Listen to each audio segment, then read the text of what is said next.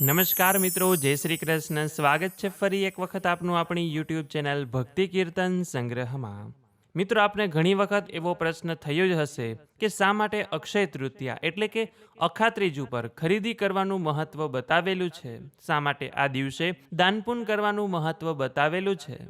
તો કહેવાય છે કે હિન્દુ માન્યતા અનુસાર આ દિવસે આપણે જે પણ કંઈ શુભ કાર્ય કરીએ છીએ અથવા તો જે વસ્તુની ખરીદી કરીએ છીએ તેનું ફળ અક્ષય રહે છે, એટલે કે આ દિવસે ખરીદેલું સોનું કે સંપત્તિ કાયમને માટે આપણી પાસે રહે છે અને તેમાં સતત વૃદ્ધિ થતી રહે છે. અખાત્રીજને શાસ્ત્રોમાં અબુઝ મુહૂર્ત એટલે કે વણજોયું મુહૂર્ત માનવામાં આવે છે. આ દિવસે કોઈ પણ શુભ કાર્ય કરવા માટે પંચાંગ જોવાની કે ખાસ મુહૂર્ત કઢાવવાની જરૂર પડતી નથી. આખો દિવસ અત્યંત શુભ હોય છે. પૌરાણિક કથા અનુસાર આ દિવસે ભગવાન કુબેરને ધનનો ભંડાર પ્રાપ્ત થયો હતો, એટલે આજના દિવસે માતા લક્ષ્મીજીનું પૂજન વિશેષ ફળદાયી માનવામાં આવે છે. કહેવાય છે કે આ દિવસે સોનું ચાંદી ખરીદી કરવાથી ઘરમાં સુખ સમૃદ્ધિ અને માતા લક્ષ્મીજીનો કાયમી નિવાસ રહે છે. પરંતુ આજના દિવસે માત્ર સોનું ચાંદી જ નહીં, પરંતુ માટીનું માટલું, જવ કે રૂપાના સિક્કા અથવા તો લક્ષ્મીજીને લગતી કોઈ પણ વસ્તુઓ ખરીદી કરવામાં આવે છે તો માં લક્ષ્મીજી આપણા ઘરમાં નિવાસ કરે છે એવું માનવામાં આવે છે.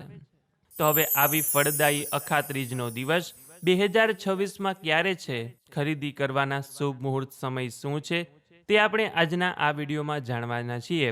કેમ કે ઘણા લોકોને કન્ફ્યુઝન છે કે અખાત્રીજ 19 તારીખે છે કે પછી 20 તારીખે, ખરીદી કયા દિવસે કરવાની રહેશે. તો આજના આ વિડીયોમાં અમે આપનું કન્ફ્યુઝન દૂર કરવા આવી ગયા છીએ. તો અંત સુધી અમારી સાથે જોડાયેલા રહેજો અને જો ઉપયોગી માહિતી મળે તો આપના મિત્રોને પણ આ વિડીયો અત્યારે જ મોકલી દેજો. તો આવો, હું આપનો જાજો સમય ન લેતા આપણે આ વિડીયોની શરૂઆત કરીએ. તો મિત્રો, વૈશાખ મહિનાના સુદ પક્ષની ત્રીજની તિથિનો પ્રારંભ 19 એપ્રિલ 2026 રવિવારે સવારે 10:49 થાય છે અને આ વૈશાખ મહિનાના સુદ પક્ષની ત્રીજની તિથિ સમાપ્તિ 20 એપ્રિલ 2026 સવારે 7:27 થાય છે. અને અખાત્રીજ ઉપર દિવસનું મહત્વ હોવાથી આ વર્ષે 2026માં અખાત્રીજ 19 એપ્રિલ 2026 ને રવિવારે મનાવવામાં આવશે તથા આ દિવસે જ પરશુરામ જયંતિ પણ ઉજવવામાં આવશે. અને જે લોકો આજના દિવસે પરશુરામ ભગવાનની પૂજા કરતા હોય તો તેનો શુભ સમય છે 19 એપ્રિલ સવારે 10:49 થી બપોરે 12:20 સુધીનો, એટલે કે લગભગ 1.5 કલાક જેટલો સમય છે કે જેમાં આપ ભગવાનનું પૂજન કરી શકો છો.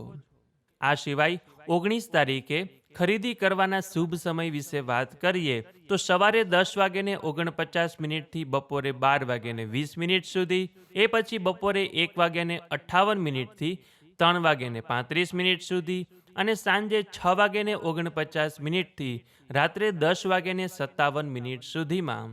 અને કદાચ આ સમયગાળામાં પણ જો આપણે ખરીદી કરી ન શકીએ તો 20 તારીખે સવારે 7:27 સુધીમાં અખાત્રીજ નિમિત્તે ખરીદી કરી લેવી.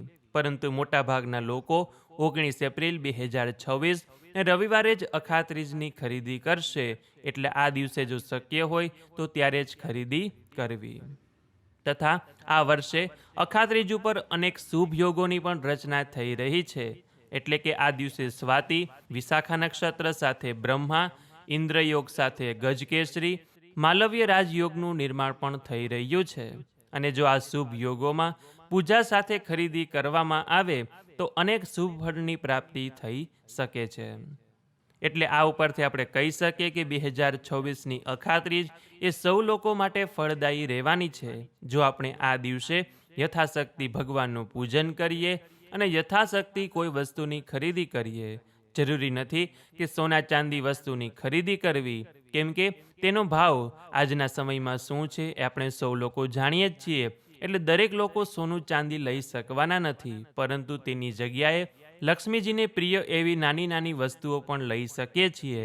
તો હવે સોના ચાંદીની જગ્યાએ કઈ કઈ વસ્તુની ખરીદી કરી શકાય અને કઈ વસ્તુ લઈએ તો આપણને શું ફળની પ્રાપ્તિ થાય, તે હવે પછીના નેક્સ્ટ વિડીયોમાં આપણે જાણવાના છીએ. તો તે વિડીયો પણ આપ અમારી સાથે જરૂરથી નિહાળજો.